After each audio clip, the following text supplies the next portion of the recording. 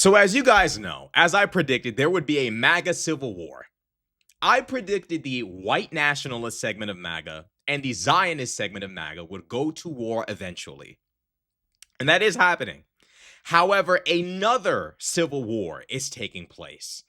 A inner MAGA civil war. And it's funny because last week, I came downstairs and my mom was like, I saw on the internet it said Marjorie Taylor Greene said this about Trump. Like, she said that Mike Johnson doesn't answer to the American people, he answers to Trump. And I was like, I don't know if that's true. You might want to check. And later on that day, she was like, yeah, I think that was fake. But she actually might have predicted it. I don't know who posted that fake news, but it was a prediction of things to come because Marjorie Taylor Greene and Donald Trump have gone to war publicly.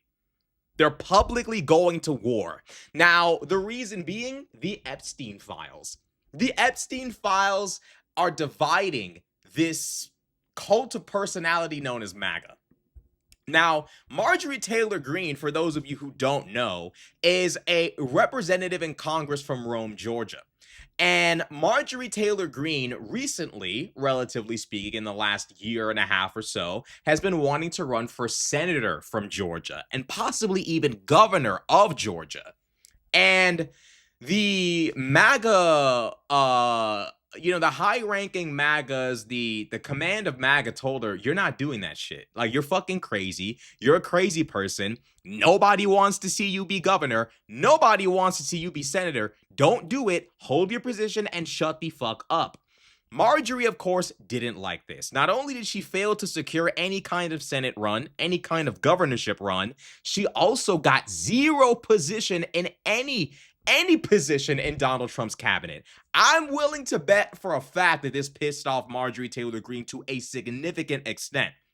So, what has she been doing in the last month and a half in the wake of Donald Trump's horrific government shutdown and so on and so forth? Marjorie's been running up and down the country, giving interviews, going on The View, basically shit-talking Trump's entire administration, but not necessarily specifically saying his name. Marjorie Taylor Greene has been outside the Capitol with Epstein victims. Marjorie's been pissing Trump off for a minute now. And all of this has been happening, and AOC told us about this, and I'm kind of glad AOC told us, but at the same time, I'm not, because AOC's got to keep in mind, don't let them fight a little bit long. I mean, they're fighting anyways, but let Marjorie Taylor Greene start to believe it's her own original idea. Let her start to believe it's all in her head. Let her step into this delusion that she's actually bucking Trump.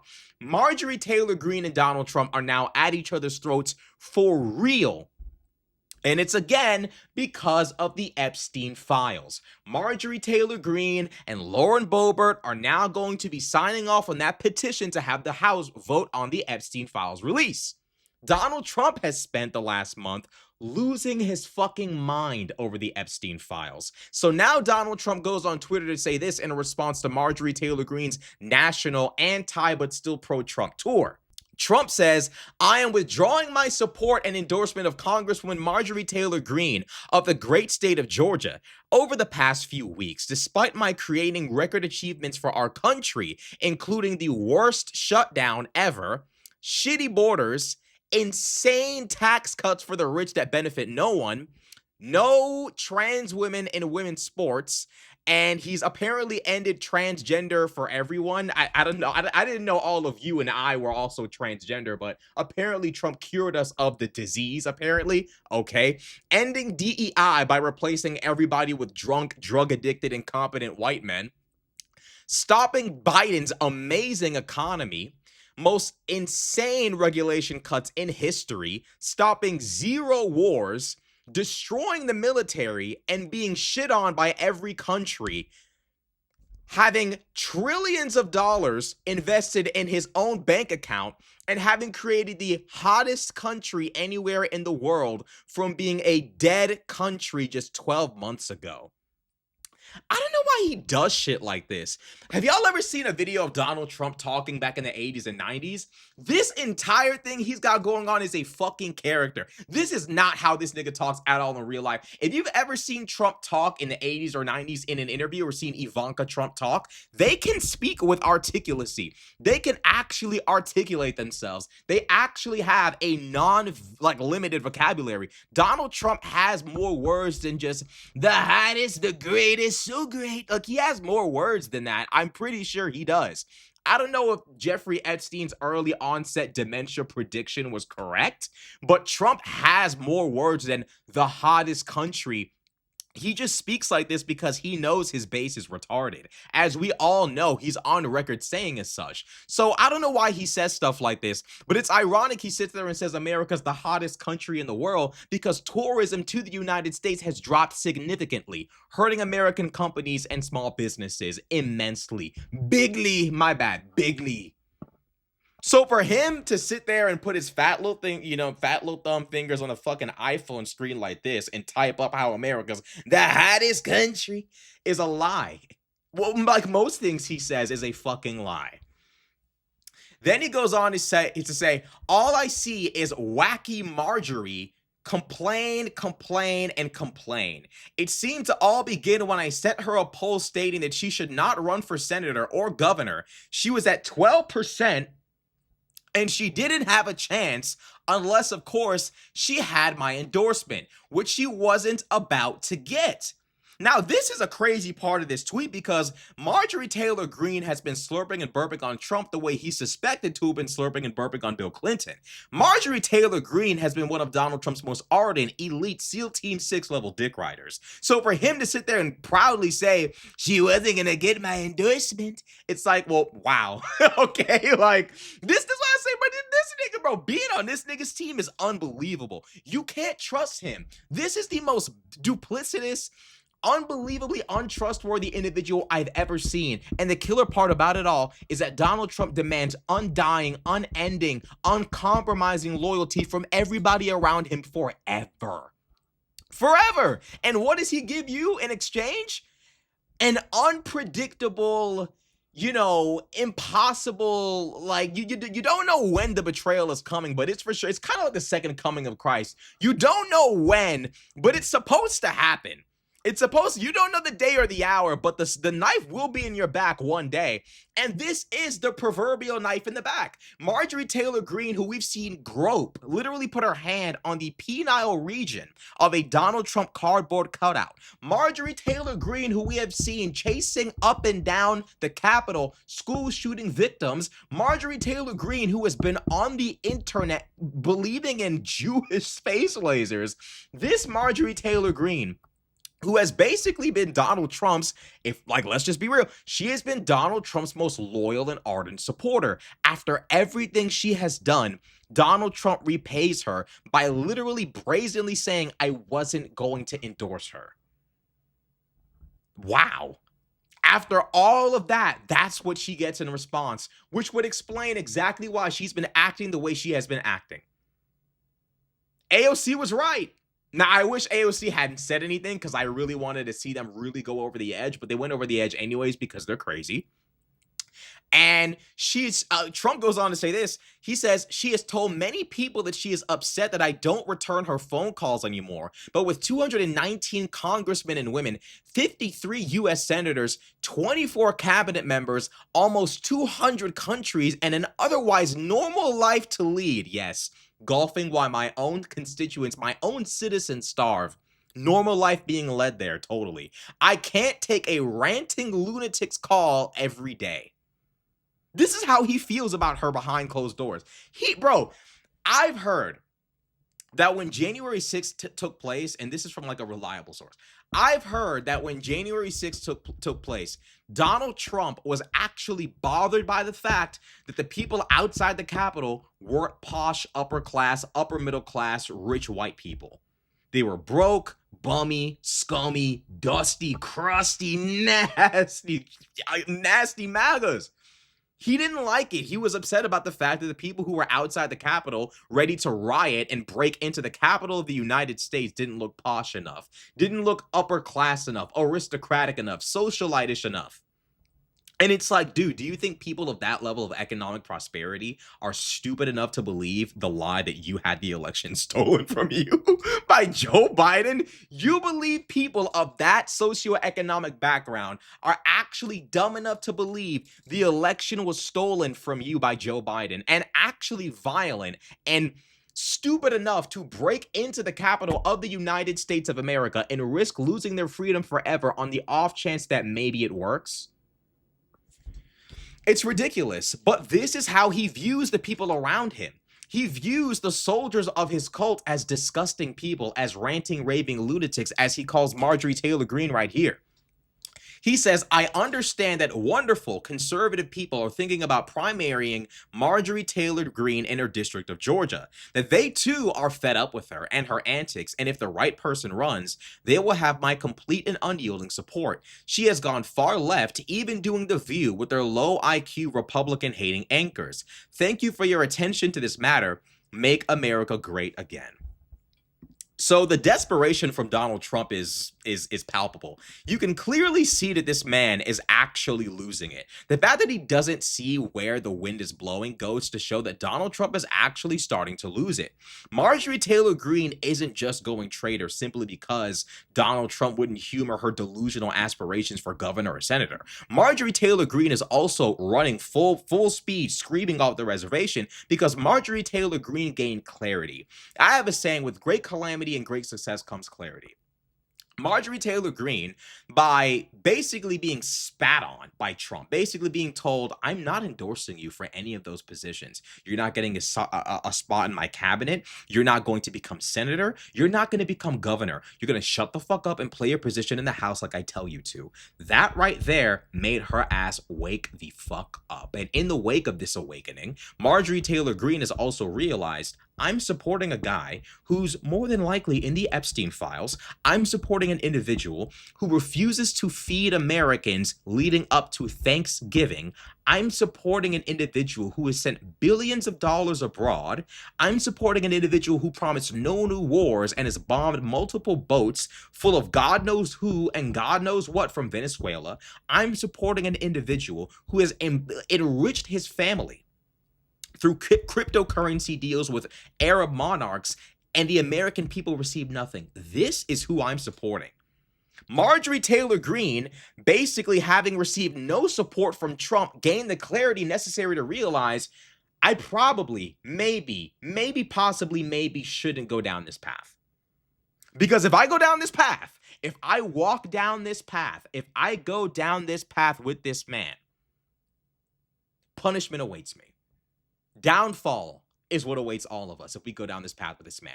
Marjorie Taylor Greene is unbelievably lucky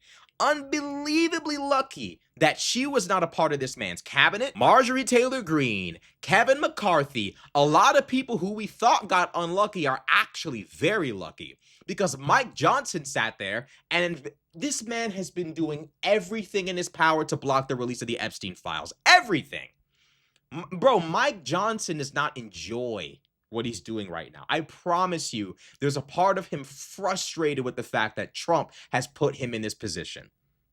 But see, when you do wrong on that level, you have to keep doing wrong to maintain your position. He does not want to lose power. He wants to stay in power. He does not, under any circumstance, want to be subject to Trump's vengeance or the left's vengeance. If he turns on Trump and decides to no longer aid Trump, Trump turns on him. And there's no telling as to how Trump's luck might work out, because Donald Trump is a very lucky man. If he decides to go with the left, there's no telling that Donald Trump won't do so much damage that by the time the left takes over, they still punish Mike Johnson anyways. Mike Johnson finds himself in a very, very bad position. Why? Because he chose this. He chose to do wrong. He chose to commit crimes. He chose to cover up the Epstein files. He chooses to harm the American people. These are all conscious decisions that Mike Johnson chooses to make every single day he wakes up. This is why you should do the right thing the first time, because if you do the wrong thing the first time, oftentimes you find yourself in a spiral that never stops until you find yourself beyond redemption and beyond saving, which is where Mike Johnson finds himself right now. That's the reality of it. That's the truth of it. That's the truth. And Trump goes on. His rant gets even worse.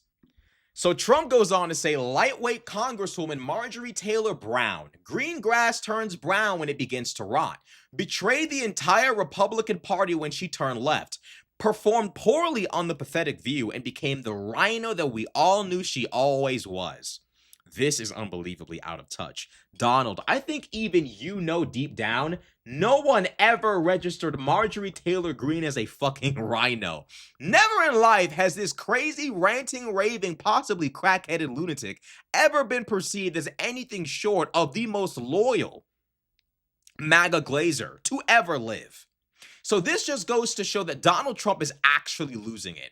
He goes on to say that she's just another fake politician, no different than Rand Paul Jr. or Thomas Massey, who got caught being a full-fledged Republican in name only. Make America great again. This is a fucking cult. This is a cult. This man ends every single deranged, insane, out-of-touch boomer tweet with "Make America Great Again," as if that solves the problem. My nigga, no, it does not. Your base has watched you betray every single promise you've made since you got in. Israel has received billions. Argentina has received billions. You're gutting America's farmers while Argentina makes a profit off of our trade deals.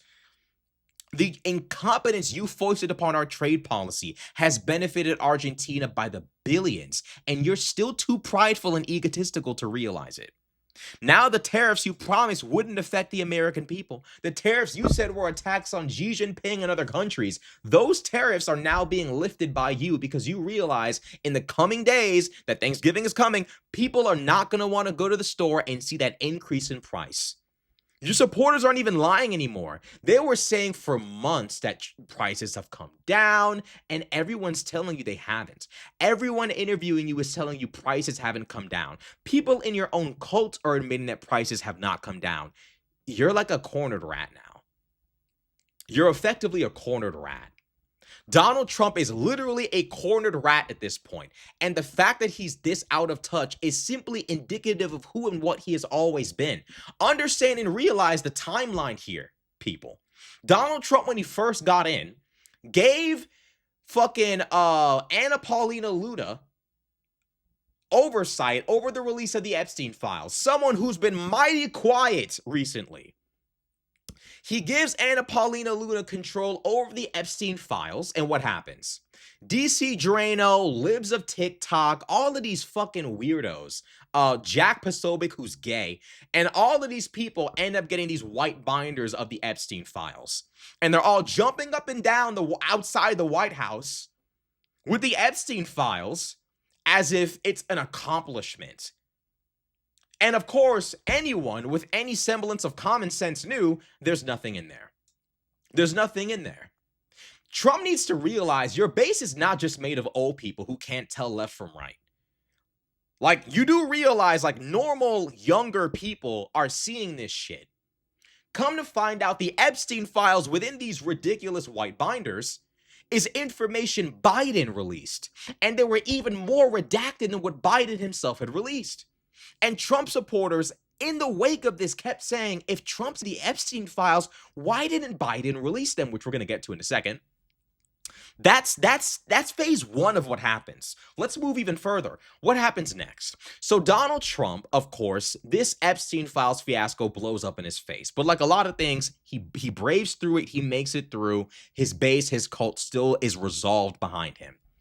Donald Trump then ends up in a situation where he decides to cut Elon Musk's EV tax credits. Now, this is in the wake of Elon Musk, like an idiot, destroying any and all of Tesla stock as best he can, posting 4chan misogyny posts, anti-Semitic rants, reposting all kind of mayhem on Twitter, Tesla starts going down in stock. People no longer want to buy Tesla. People driving around with Teslas have stickers on the back saying, I bought this before Elon went crazy. This is what's going on as a result of Elon Musk's acquisition of Twitter. So Elon cannot afford to lose these EV tax credits. You know what Donald Trump does? He plays mafioso. He likes to position himself as a mob boss. So what does he do? He goes on Twitter and announces the big bullshit bill, and within his announcement, he speaks about cutting EV tax credits. He does this in person in front of the media. He does this, and Elon Musk is like, what the fuck? I was paying people to vote for you. I literally sat there and possibly engaged in fraud to vote for you. Elon Musk has alluded to doing something illegal to help him win multiple times. I literally stuck my neck out to fucking help you. What are you doing to me? Did Donald Trump have a moment of like clarity? Did he have an awakening of like, this is my political ally? He's very rich. He's very powerful. I probably shouldn't piss him off. No, Donald Trump goes through with it. So you know what Elon Musk does? He goes on Twitter and says, fuck it, I'll tell y'all, Donald Trump is in the Epstein files. Have a good day. That's not the worst of it. See, then it goes on to Trump saying the Epstein files actually aren't even real. He sends out Kash Patel, probably the dumbest person in his entire camp besides Mike Johnson. Mike Johnson's the Speaker of the House, but the point still stands. Kash Patel, an idiot, really sits there and says, we don't have any files. Don't you think if I had the files, I'd show you the files? That's what he says. Don't you think if I had them? Joe Rogan. Don't you think if I had the files, I'd show you the files? Kash, who in the fuck are you to tell us that don't you think if you had the files, you'd show them to us? Do you think we're stupid? But don't confuse your base and your cult stupidity for any sort of intelligence and indicators for anyone else. Don't think that their stupidity is representative of us. We know full and fucking well the Epstein files are real. We also suspect, and we know, and it's proven that Trump is in them.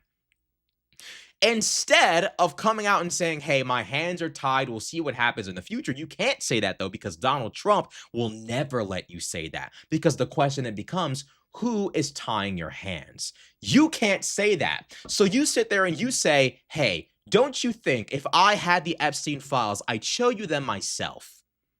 No one believes you do this, by the way, but this is your excuse.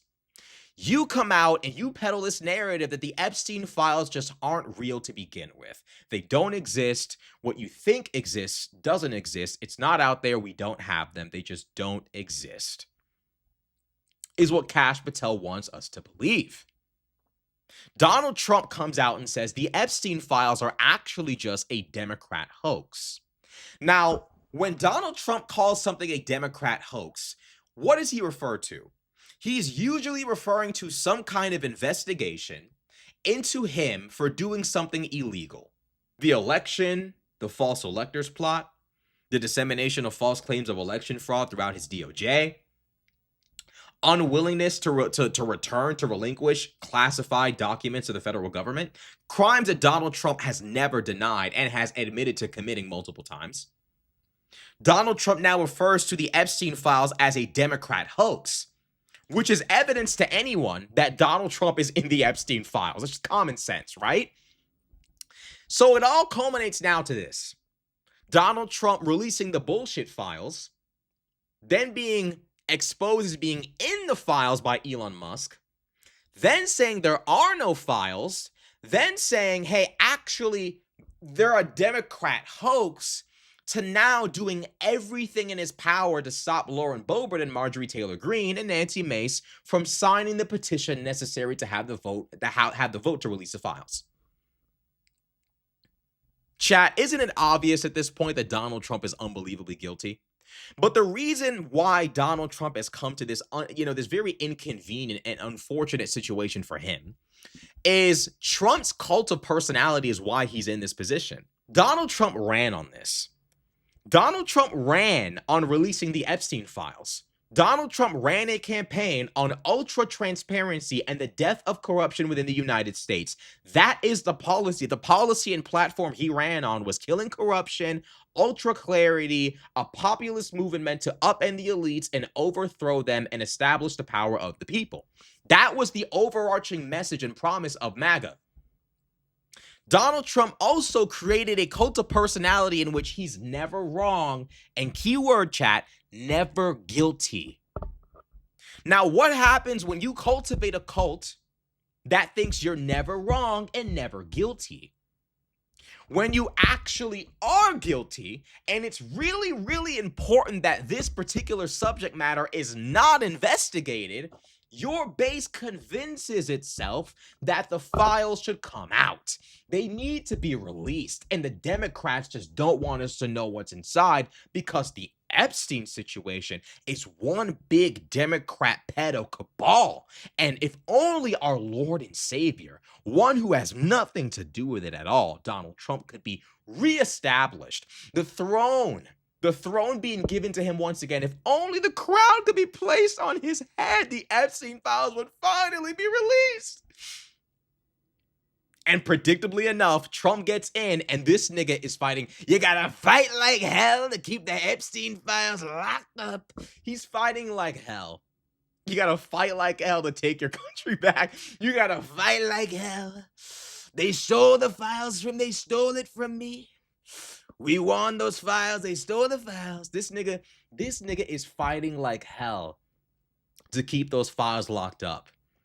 Every member of the Trump family has flights to Israel and Russia booked right now for like, but these niggas have flights booked to Israel, to Russia, waiting for the day that all of this shit goes wrong.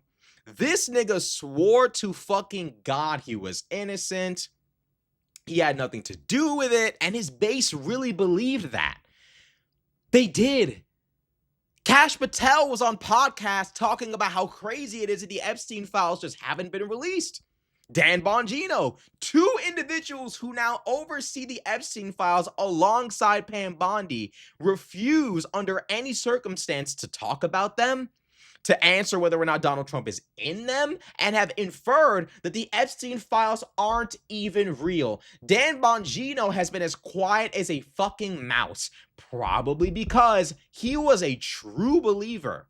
Kash Patel, I don't think he was a true. I think Kash deep down knew, man, this fuck nigga need files for real. Man, this fuck nigga is, man, this bitch ass nigga is in these files for real. That nigga Kash was like, I know this nigga need files. He knew this nigga was in the files. But Kash is so power hungry. He's so hungry for attention, so hungry for recognition, so hungry for acceptance. And he has like an Israeli issued wife that does country music in Tennessee. This guy has a fucking ridiculous bullshit FBI job given by Donald Trump. You know, he's director of the FBI. Come the fuck on. He's an idiot. He's retarded. This guy has been given the most fucking backyard again bullshit Make-A-Wish career I've ever seen in my life. Make-A-Wish wife, Make-A-Wish career. Kash Patel is a disgrace. These people, including JD Vance, you got Kash Patel, Dan Bongino, JD Vance, so many people pushing this idea that the Democrats are hiding the files. And if you elect Donald Trump, totally not the Antichrist, if you elect Donald Trump, he will relinquish the Epstein files to the American people. And what's happened since he's become the president? Multiple documents, the birthday letter, pictures of Epstein at Trump's wedding. Dude, Trump's own children are standing within 2 to 3 feet of Epstein, but these kids have met Epstein in the flesh. All that's happened since he's won is powerful people around Trump basically saying, you're in the files. Don't even think about denying you're in the files. Don't even play. Rupert Murdoch allowed that birthday letter to leak. Probably as payback for that $700 million lawsuit that Trump cost them at Fox News. All sorts of other information is leaked since. All that's happened since he's acquired power is the repudiation of the assertion that he's not in the files. That's the truth. And all of this is as a result of the cult of personality. If MAGA were more rational and not delusional in their belief of this man's innocence, they would be, I don't know, like enlightened enough to see like, okay, guys, maybe this one, he's really guilty on this one. Not gonna lie, this actually looks really bad. The guy that goes behind, into the locker room, the changing room of teenage beauty pageants, a man in his 50s and 60s hosting teenage beauty, being in the room for them, much less organizing and hosting them. The guy who said he has sex in common with his daughter, the guy who has basically clearly been a predator this whole time. It might be possible he's guilty. Let's just stop talking about this. They couldn't stop because they bought into this myth, this cult of personality, this idea that Donald Trump under no circumstance is ever and could ever be guilty. And the inherent issue with beliefs this irrational and beliefs this delusional is over time, you really start to solidify your belief in it. And over time, you lose your step. Donald Trump is now stuck with a base of people that really do believe he's not in the files and are calling for the release of the files. You have idiots saying stupid shit like, Trump, just release them so you can shut these Democrats up, please. Really? You want Trump to release the files to shut the Democrats up? Are you fucking retarded? This nigga's fighting tooth and nail, and you gonna tell him Megyn Kelly on her stupid ass show talking about some Trump, you gotta just release the file. Just release the files. Are you fucking dumb? And I know Megyn Kelly thinks he's in the files because Megyn Kelly was like, I heard from a reliable source that Epstein actually wasn't a pedo. He was an ephebophile.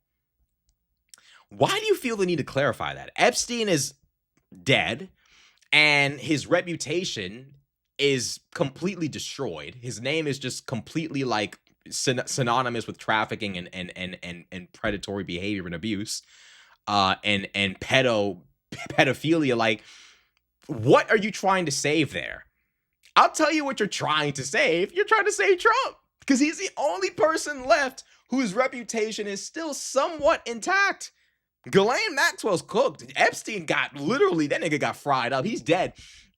Bro, the only person left who you could be trying to lighten the blow for is Donald Trump. So when Marjorie Taylor Greene is going on all of these platforms and saying all these, realize she smells blood in the water. The entire Republican Party smells blood in the water. The America First agenda is becoming real, and conservative economic policies are not enjoyable. I'm sorry, the Heritage Foundation strategy of bleed the poor and empower the rich, it's not working. This strategy of Israel first, it's not working. A neo-Nazi, anti-Semitic populist movement is on the rise on the right, and it's because, in part, ironically enough, of Donald Trump's horrible 12 months. That's the truth. It has been a disastrous, basically at this point, 12 months. And even people on the right are fed up and terrified of what's to come. The people who thought they were laughing last. The people who laughed at us, the people who sat there and mocked us, the people who sat there and mocked Kamala Harris are now rushing to Nick Fuentes and Marjorie Taylor Greene and Thomas Massie, which is an unspoken admission that the guy that you voted for was everything we told you he was. Now you guys are trying to shove a square through a circle hole yet again. We're going to try this again, but this time without Trump. We're going to try more racism, more hatred, and this time we're going to try to remove the Israel stuff, and this is now America First. The America First movement is here, and I would advise Black conservatives, Jewish conservatives, Hispanic conservatives to realize and recognize this movement is not for you. I see like Black conservatives reposting like Nick Fuentes compilations, and it's like, sure, he's funny, but like, you do realize this movement really, really isn't for you this time. Like, they're not even pretending anymore. Like, surely you see the clear problem. No, you think this time they're still on your, okay, go ahead. It is what it is. This is the MAGA civil war now, and we've arrived.